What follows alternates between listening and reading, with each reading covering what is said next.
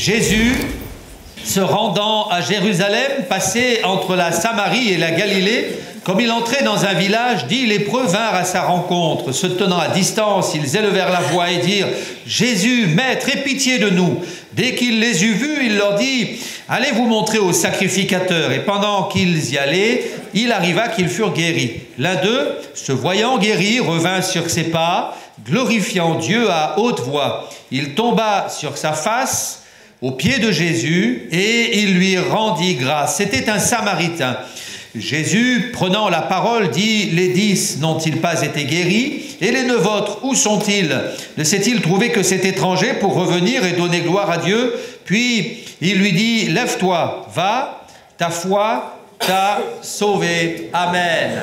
J'ai appris cette semaine qu'il y avait chaque année, le 11 janvier, une journée mondiale du merci. Donc c'était il y a quelques jours, la journée mondiale du merci. Et j'ai trouvé l'idée intéressante. Dire merci. Est-ce que vous savez dire merci? Alors on va faire un test, à 3 on va dire merci Seigneur. 1, 2, 3. Merci. Merci Seigneur, voilà, c'est bon. Vous savez dire merci. Mais c'est vrai que parfois certaines personnes ne savent pas dire merci. C'est quelque chose qu'on doit apprendre, notamment chez les enfants. On doit leur inculquer cette notion du remerciement. Dans la parole de Dieu, il y a beaucoup de textes qui nous parlent de cela. Dans l'Épître aux Colossiens, chapitre 3, verset 14, il est écrit « Soyez reconnaissants ». Soyez reconnaissants. Alors je me suis penché sur l'historique de ce petit mot, tellement important dans les relations sociales, merci. Le petit mot merci apparaît dans sa forme actuelle au XVIe siècle. Au XVIe siècle. Il vient du mot latin mercedem. Ça veut dire la récompense. Au Moyen-Âge, le mot merci signifiait demander grâce. Par exemple, lorsque le chevalier vaincu reconnaissait sa défaite, il implorait la pitié du vainqueur et là, eh bien, il lui demandait grâce, il implorait sa pitié, il était à la merci d'eux. Et puis petit à petit, le petit mot merci a fait son chemin. Aujourd'hui, il fait partie de notre langage usuel. Les psys en parlent et pour eux, dire merci serait un signe positif, favoriserait les relations positives entre les gens. Dire merci mettrait les gens en harmonie. Alors je crois que c'est bien d'apprendre à dire merci. On apprend cela à nos enfants, mais nous aussi, on doit apprendre à dire merci, et particulièrement au Seigneur. Ces 10 lépreux n'ont pas pensé à dire merci au Seigneur. Il n'y en a qu'un. Il y en a qu'un qui a rebroussé chemin et qui s'est dit quand même, je vais prendre un peu de temps pour aller remercier le Seigneur. Et les autres sont partis, chacun est rentré chez lui, ils ont vaqué à leurs occupations, ils ont repris contact avec leurs proches, leurs femmes, leurs enfants, leur famille, leur entourage, ils ont repris leurs activités, repris leur travail, bref, ils ont recommencé leur vie sociale. Et il n'y en a qu'un, parmi ces 10 lépreux, qui s'est dit, mais il faut quand même que je pense à dire merci à Jésus. Alors il a pris du temps, il a rebroussé chemin, c'était un Samaritain, et le Seigneur a souligné cela, et il a dit, mais où sont les 9 autres? Ils avaient disparu, volatilisés, et je m'aperçois que ce garçon qui a pris le temps de rebrousser chemin, d'aller trouver Jésus et de rendre gloire à Dieu et de lui rendre grâce, eh bien ce garçon a été béni et Jésus de lui dire « Va, lève-toi, ta foi t'a sauvé ». Je crois que dans le cœur de Jésus, cette démarche de reconnaissance a eu un impact positif et Jésus a été profondément touché et il a béni ce garçon. Ta foi t'a sauvé. Ce qui signifie qu'en plus de la guérison, il a acquis ce jour-là le salut de son âme. Et je m'aperçois que le fait de rendre grâce provoque quelque chose dans le cœur de Dieu. Dire merci à quelqu'un, ça provoque quelque chose dans son cœur. Le fait de dire merci produit premièrement chez nous le fait de reconnaître que ce qu'on a, c'est quand même pas mal. Dire merci, ça nous permet de réaliser que finalement, on a certains privilèges. Quand on achetait un vêtement à nos enfants, en sortant du magasin, on exigeait toujours qu'ils nous disent merci. Parce qu'on s'est aperçu que ce n'était pas naturel. Ça a du mal à sortir, les merci. Hein. Vous qui êtes parents, vous le savez. Hein. Alors en sortant du magasin, on s'arrêtait, là, avant de monter dans la voiture, on disait à nos enfants, mais t'as pas oublié quelque chose? Ben non, quoi. Tu sais, le petit mot magique. Ah oui, merci papa, merci maman. Et ça leur permettait de réaliser que finalement, ce qu'ils avaient, c'était quand même pas mal. Le nouveau manteau, le nouveau jean, la nouvelle paire de baskets, c'était pas mal. Alors dire merci, ça permet de réaliser que ce qu'on a, c'est quand même pas mal. Et puis dire merci, ça produit aussi un effet positif dans le cœur de celui qui a donné, celui qui a payé. C'est un signe d'encouragement. Et le Seigneur Jésus a été touché par la démarche de ce Samaritain et il l'a béni en retour. Il l'a béni, lève-toi, va, ta foi t'a sauvé. Alors, j'ai noté aussi que le petit mot merci n'apparaît pas dans nos Bibles. Vous avez remarqué ça? Vous pourrez le chercher, vous pourrez tourner les pages de votre Bible. Le petit mot merci n'apparaît pas dans nos Bibles. Mais si le petit mot merci n'apparaît pas, il y a une autre expression, c'est le fait de rendre grâce. Rendre grâce. Vous connaissez cette expression? Rendre grâce.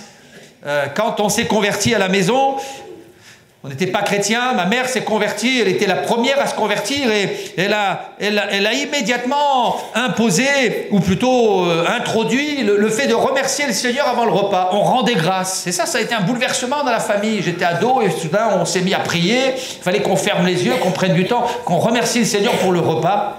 On rendait grâce. J'espère que vous rendez grâce pour le repas que Dieu vous donne. C'est une belle habitude de remercier le Seigneur avant le repas. Ça permet de réaliser que si on a une assiette pleine, c'est un privilège. Et ça vient d'en haut.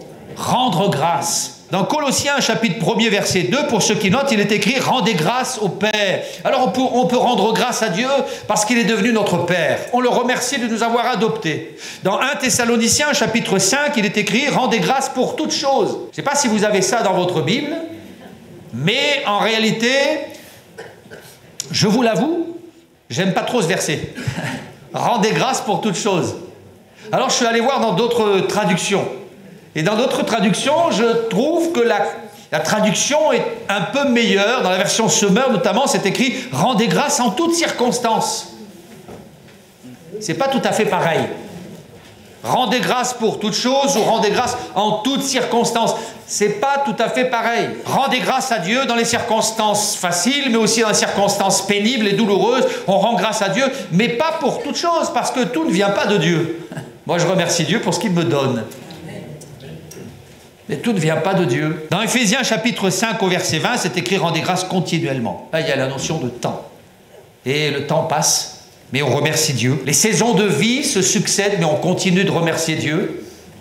Remercier Dieu à l'adolescence, remercier Dieu à l'âge adulte, remercier Dieu quand la retraite arrive, remercier Dieu quand on est âgé, remercier Dieu en toutes circonstances et en tout temps. Et je sais qu'il y a des circonstances qui ne sont pas faciles, mais nous devons faire de cela un principe. Tous ces textes nous parlent de l'action de grâce.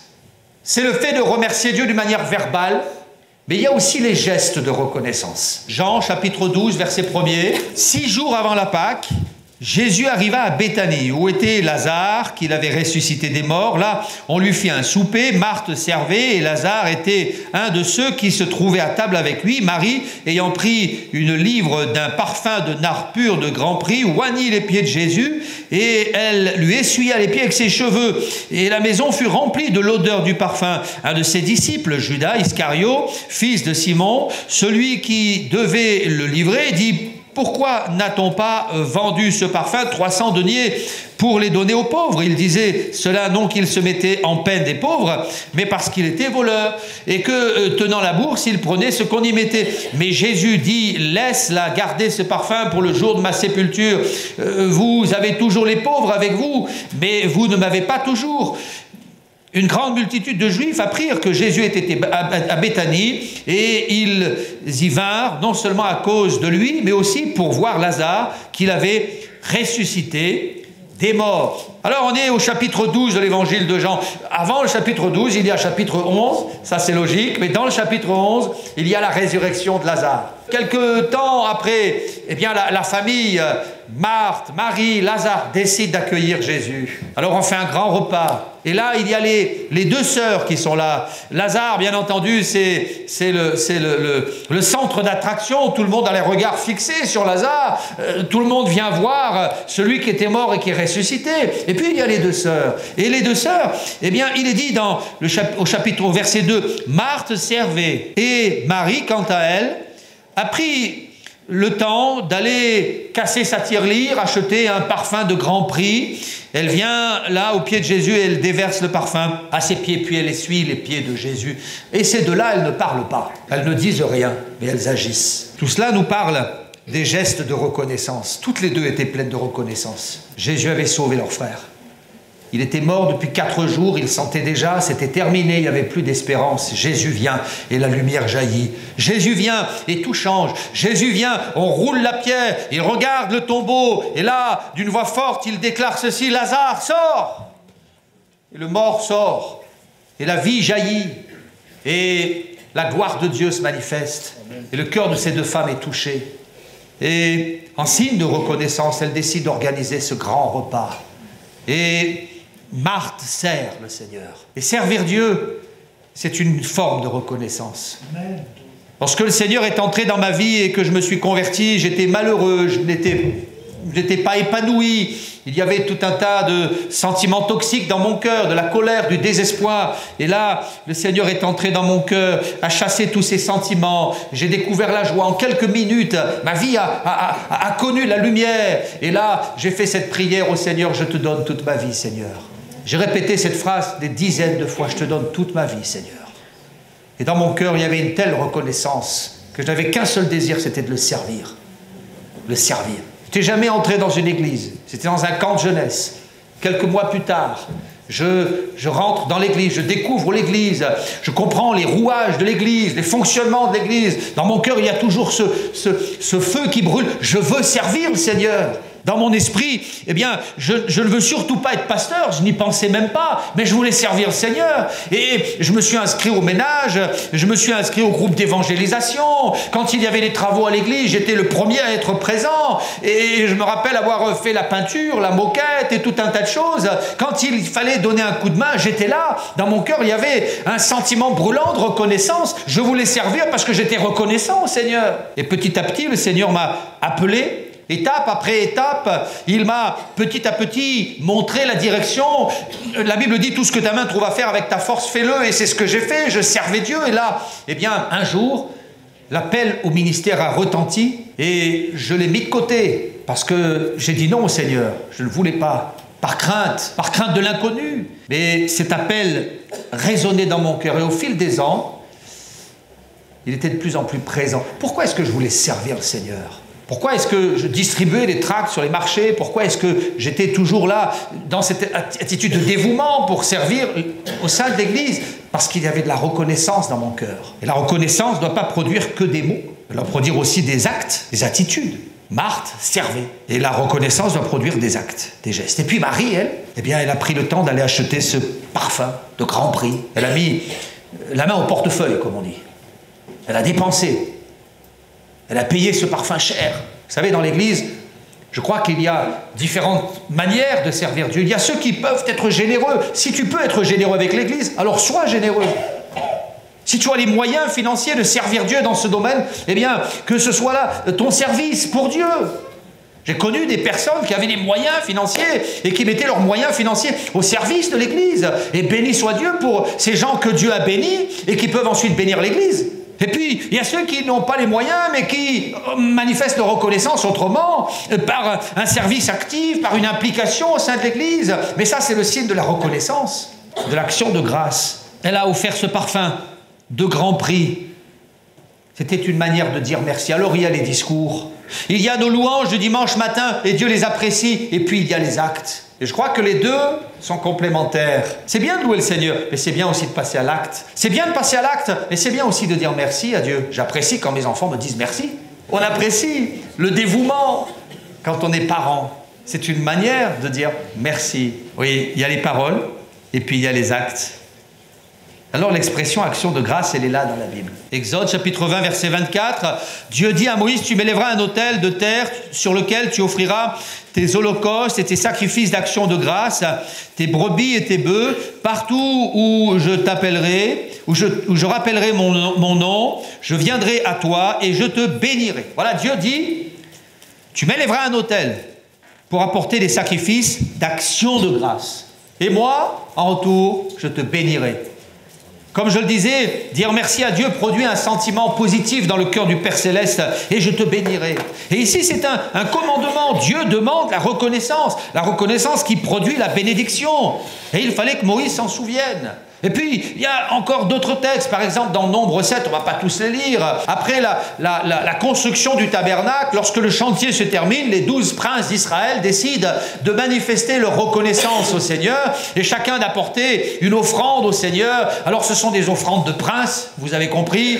Là, il y a de l'abondance, il y a des animaux en grand nombre, il y a tout un tas de produits pour bénir le Seigneur et pour apporter l'action de grâce, la reconnaissance au Seigneur. Il y a beaucoup de textes qui nous parlent de l'action de grâce et surtout du sacrifice d'action de grâce. Parce que dire merci, parfois, ça coûte.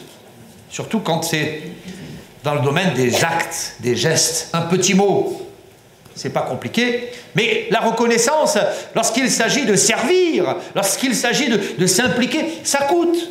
Ça coûte du temps, de l'énergie. On doit parfois faire le sacrifice de choses qu'on aime pour servir le Seigneur. C'est pour cela que dans l'Ancien Testament, il est question des sacrifices d'action de grâce. J'ai noté que ces sacrifices sont très présents dans l'Ancien Testament. Et j'ai noté aussi une autre chose, c'est que les sacrifices d'action de grâce étaient réservés aux prêtres ou aux prophètes. Seuls les prêtres ou les prophètes pouvaient offrir un sacrifice d'action de grâce. On a l'exemple dans le texte où il est dit que Saül arrive à Gilgal et le prophète lui avait dit, tu vas m'attendre et là je vais offrir le sacrifice d'action de grâce avant de partir au combat. Seulement les Philistins se rassemblent, la pression monte et Saül regarde sa montre, il voit que Samuel n'arrive pas. Alors il dit, écoutez, il dit au peuple, on va passer à l'action et je vais offrir le sacrifice moi-même. Et donc Saül offre le sacrifice à la place de Samuel, et quand Samuel le prophète arrive, alors là, le prophète lui passe un savon en apportant le sacrifice d'action de grâce, en offrant le sacrifice d'action de grâce. Saül va s'attirer la colère du prophète, les foudres du prophète, tel point que le prophète Samuel lui dira, écoute, je vois ce qu'il y a dans ton cœur, et en réalité, ton règne ne durera pas. Et c'est là que, peu à peu, Saül commence sa descente aux enfers et s'éloigne du Seigneur. Alors c'est vrai que dans l'Ancien Testament, les sacrifices d'action de grâce étaient réservés aux prêtres, aux lévites, aux prophètes. Mais aujourd'hui, c'est plus pareil. Aujourd'hui, je crois qu'on peut tous apporter au Seigneur un sacrifice d'action de grâce. Non seulement on peut, mais on doit le faire. C'est une marque de bienséance, de bonne éducation, de reconnaissance, la gratitude. Jésus lui-même a rendu grâce. J'ai noté qu'il a rendu grâce quand il a multiplié les pains. Il a rendu grâce avant le miracle. Quand tu demandes quelque chose à Dieu, apprends à remercier avant que la chose arrive. Ça, c'est la démarche de foi. Puis Jésus a rendu grâce aussi devant le tombeau de Lazare. Là encore, il a dit merci avant que le mort se lève. Et il dira devant le tombeau, avec cette odeur insupportable, eh bien, il regarde le ciel et il dit, Père, je te rends grâce de ce que tu m'exauces toujours. Et il remercie Dieu. Et le miracle a lieu après. Alors ça, c'est les remerciements de la foi. Et Jésus nous enseigne. Dites merci à Dieu pour les choses que vous avez, puis dites merci au Seigneur pour les choses que vous allez avoir. Parce que l'action de grâce a produit la bénédiction. Dieu dira à Moïse, tu me construiras un autel pour apporter ton action de grâce. Et je te bénirai. Alors rendez grâce en toutes circonstances, en tout temps. Rendez grâce au Père. Rendez grâce par les actes. Rendez grâce par la parole. Rendez grâce par la prière. Dans l'Épître aux Philippiens, Paul dira ceci, ne vous inquiétez de rien. Mais en toute chose, faites connaître vos besoins à Dieu par des prières, par des supplications et par des actions de grâce.